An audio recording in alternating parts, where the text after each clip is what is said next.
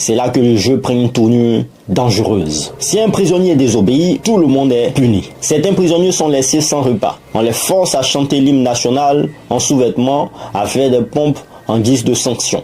Qu'est-ce qui se passe alors le jour numéro 3? C'est ce qu'on va voir tout de suite. Le troisième jour, un prisonnier surnommé 8612 craque en premier. Il souffre des crises de panique. Il supplie les chercheurs de le laisser partir. Mais Zimbado et son équipe le persuadent que ce n'est qu'un passage difficile. Ils ont oublié une chose, cette expérience n'est plus sous contrôle.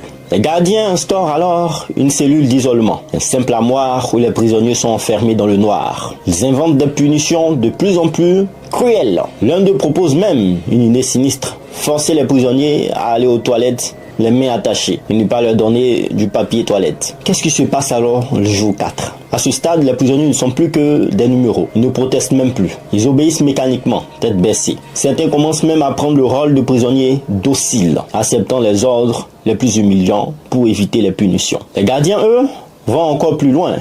Ils forcent les prisonniers à jouer à des jeux humiliants, simuler des actes sexuels entre eux, nettoyer les toilettes à main nue, répéter des phrases absurdes en boucle pendant des heures. Et le jour 5, qu'est-ce qui se passe? Alors que l'expérience devait durer 2 semaines, un événement inattendu change tout. Une femme, Christiana Malache, psychologue et fiancée à Zimbado, vient observer l'expérience. Quand elle voit ce que les gardiens infligent aux prisonniers, elle est horrifiée. Elle confronte Zimbado. Comment peux-tu laisser faire ça?